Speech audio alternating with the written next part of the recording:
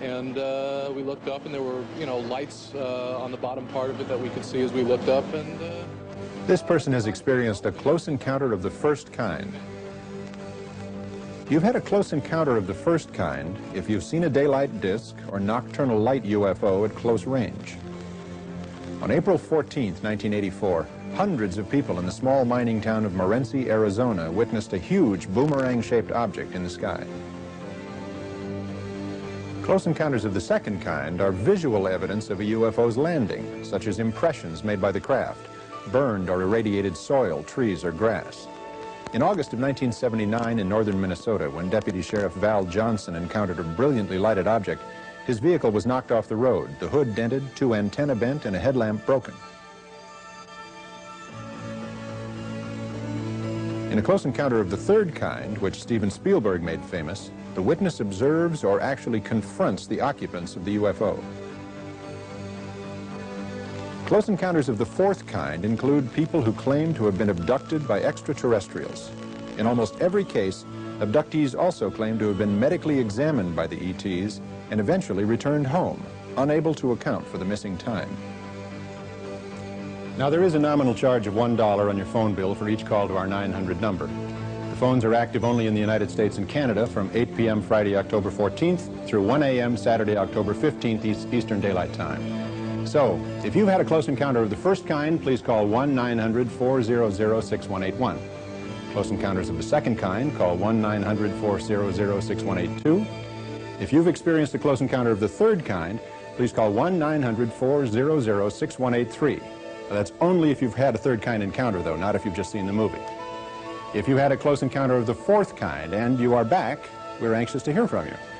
Please call 1-900-400-6184. Finally, if you have never had an encounter with an unidentified flying object, please call 1-900-400-6185. If you haven't had an encounter with a UFO and would like to, that's a long-distance call, and I don't have the number. Tonight, some of the world's leading UFO experts are joining us here in Washington, D.C. Now, welcome the author of The Search for Extraterrestrial Intelligence, the distinguished astrophysicist, Dr. Thomas McDonough. Dr. McDonough, welcome to the show. It's great to be part of this event. In your opinion, are we alone in the universe? Well, my own estimate is that just in our galaxy alone, there could be millions of planets that might be capable of sustaining life as we know it. The size of the universe is difficult to comprehend. In this galaxy, there are several hundred billion stars. Each one of these dots represents a galaxy, like our Milky Way. There are billions of them. So the sheer enormity of the numbers leads many scientists like myself to conclude that there must be life somewhere in the universe. Now, there are many theories about the origin of life. How do you think life first began in the universe? Well, that's where the cosmic cookbook of life comes in. It goes like this. Take one medium-sized planet and place it near an average-sized star. Don't put it too close to the fire or it will burn, not too far away or it will freeze. Add water, ammonia, methane gas, and electricity in the form of lightning to get things going. Stir and wait patiently, but you'll have to be very patient. It might take several hundred million years. But sooner or later, we think that some of those molecules will make bigger ones, and the bigger ones will make even bigger ones, and then reproduction will begin, and life is born. But perhaps the most important lesson we've learned about life here on Earth is that it is incredibly adaptable. From prehistoric times until today, from the depths of the ocean to the driest deserts, to the freezing cold at the highest mountain peaks, life forms on Earth are thriving. The reason I believe life probably exists elsewhere is the widespread availability of the ingredients in the cosmic cookbook of life. So if extraterrestrials exist and are visiting us, then how do they get from there to here?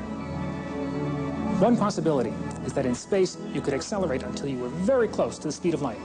With fusion rockets using the abundant hydrogen and helium already in space, so the rocket wouldn't have to be burdened carrying fuel, you could increase your energy by millions of times compared with conventional rockets. So, within our lifetime, even with our primitive technology, according to scientists Robert Bussard, Robert Forward, and Stanton Friedman, round trips to nearby stars could very well be feasible. We are close to being able to get from here to there. Thank you, Dr. Tom McDonough. Stay with us. Bill Moore and Jamie Chandere introduce us to their government informants, codenamed Falcon and Condor. To protect their identities, they were photographed in shadow with their voices disguised.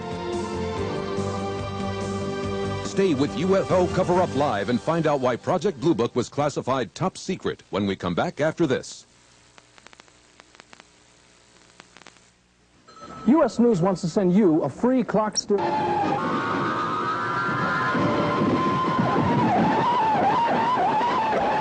Once again, live from Washington, D.C., your host, Mike Farrell.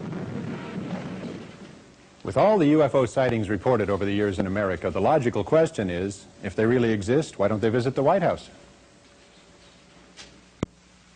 And then there they were, all of a sudden, on July 26, 1952. The Air Force tried and failed to intercept up to a dozen UFOs in the sky over the White House. The press conference 2 days later became the largest media event since the end of World War II. We can say that the recent sightings are in no way connected with any secret development by any agency of the United States. With all due respect to the Air Force, I believe that some of them will prove to be of interplanetary origin.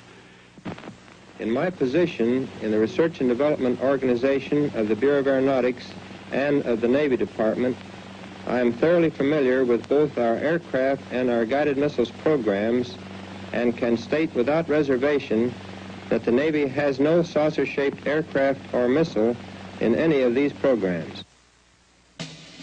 Headlines around the country aroused so much attention that the Air Force formed an official investigative unit, Project Blue Book.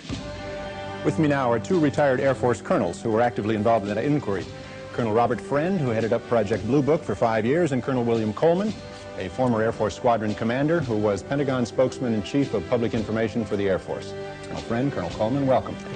Gentlemen, has the Air Force been involved with UFOs before the White House incident? During World War II, our pilots saw what were called gremlins and Foo Fighters. These were fireballs that appeared to fly along with our aircraft. We were concerned that these so-called Foo Fighters or fireballs might be foreign weapons that could threaten our national security. And did the Air Force ever try to chase a UFO? Yes, in fact, in 1948, one of our pilots crashed in pursuit of a UFO. The story made headlines all over the world. As I understand it, that crash added impetus to the conclusion that UFOs were extraterrestrial visitors. That's true, but the Air Force rejected the conclusion on the grounds of insufficient evidence. Even the name of the project was changed from Sign to Grudge during that period to preclude this unhealthy association. However, by the time Blue Book got involved, we started running into trouble. Hearings and inquiries regarding the way in which we were performing UFO investigations, in every instance, the Congress of the United States concurred in the way in which we conducted these projects. However, we were not disappointed with the 1969 decision to discontinue Project Blue Book. Out of the 12,000 reported UFO sightings, only 700 remained unexplained. Of that remainder, 100 of them really worried us. Why was that? Because these 100 sightings involved the two criteria that defined a worrisome phenomenon: high strangeness and high credibility, meaning that highly credible, multiple witnesses, like military airline pilots, see something they've never seen before. Have either of you ever seen a UFO? Yes, it was 1955, and I was a squadron commander at the time. We were flying a B-25 over Alabama when we spotted a strange silvery object some 25,000 feet above us, heading in the same direction. Since we were overtaking it, I changed course and eventually got within 1/8 of a mile of it, literally right on top of the thing. So you must have gotten a fairly good look at it. We certainly did. The whole crew. It was wingless, a disc some 70 feet in diameter, 15 feet thick at the center, your average run-of-the-mill flying saucer. Well, what happened then? It performed an astonishing maneuver. 1 second it was there, the next it was gone. But we chased it and caught sight of it again. It was skimming over a farmer's field, kicking up vortexes of red dust as it flew. We closed in on it from behind the trees, but it vanished. Did you make a report of this incident? We all wrote up reports. I was later debriefed by an intelligence officer. And years later, when I was on Project Blue Book, I tried to find my report. It was not in the files. Not in the files. Now, you say you saw this object at point-blank range. Could it have been a balloon or an experimental aircraft? Absolutely not. It displayed a level of technology far beyond anything I had seen on the Earth then and now. Well, with this advanced level of technology, were you ever concerned that the object could be a threat to national security? No, not necessarily a threat to our national security, but I was uneasy about these UFOs because they were able to accomplish aerial feats that we couldn't. The apparent capability of these objects could possibly represent a threat to our national security. What's become of Project Blue Book? That's it, Mike. It was canceled in 1969 and will not be reactivated. Well, Colonel Coleman, Colonel Friend, thank you both. And while we're on the subject of Blue Book, let's hear another view from a scientist currently working for the government. Now, because he has insisted on anonymity, both his appearance and his voice have been altered, but his credentials have been thoroughly researched by the investigative team of Bill Moore and Jamie Chandray. They've given him the code name Condor. Project Blue Book was just a very low-level effort by the Air Force to collect information on sightings. It had a very minimal staff of one officer, an NCO, a secretary, and a scientist. The interesting, most exciting reports that came into Blue Book were often siphoned off by what they call moles within the organization. Those reports were pulled out of the files and never returned and just simply sent forward. The whole effort, as far as Blue Book is concerned, was that they tried every way they could to simply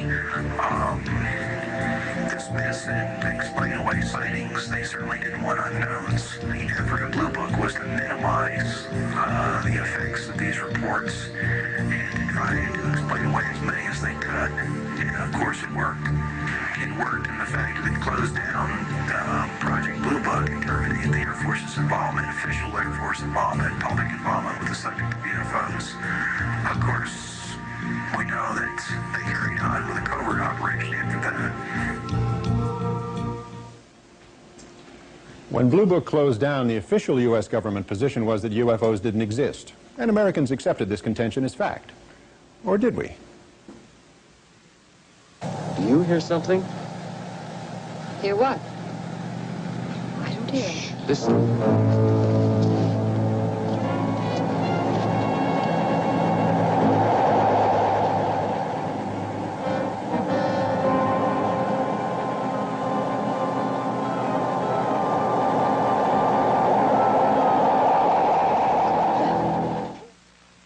Subsequent reports were discredited, relegated to the tabloids at the supermarket checkout counter.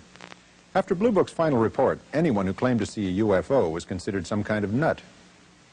It was a saucer. We saw it. We heard it, both of us. What more do we need to know?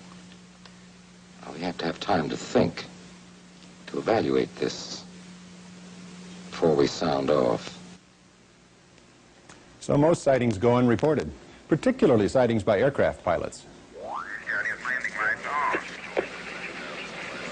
Could be a satellite. Aries 31, I have the primary target now in your 10 o'clock position, 5 miles off. I've never seen one like that. About an SR-71. The traffic is proceeding northeast bound, no altitude readout. Roger, Senator. Traffic's really moving now. It's going to be a problem now. He's descending about 1,500 feet below me. Wait a second. Stand by one. Okay, Senator. Aries 31, the traffic is turned. He's heading right for my windshield. We're turning right immediately and leaving flight level 350 now.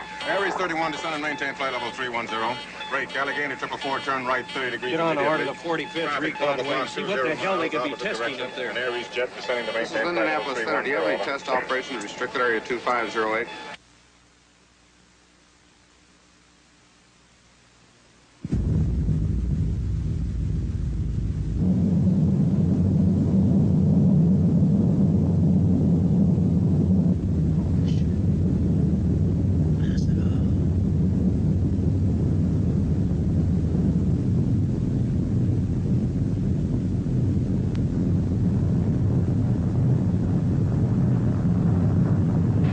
EWA 517, do you want to report a UFO? Over.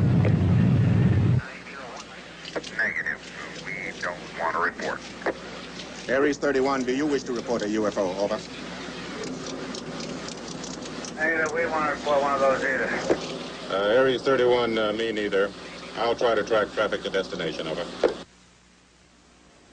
With me now are Dr. Richard F. Haynes and Captain Neil Daniels. Dr. Haynes, now retired, directed research and development projects at NASA's Ames Research Center for 20 years. Welcome, Dr. Haynes. Captain Daniels. Dr. Haynes, tell us about pilot sightings that you've been studying. Well, Mike, I've dealt with over 3,000 pilot cases from all over the world, including some very skeptical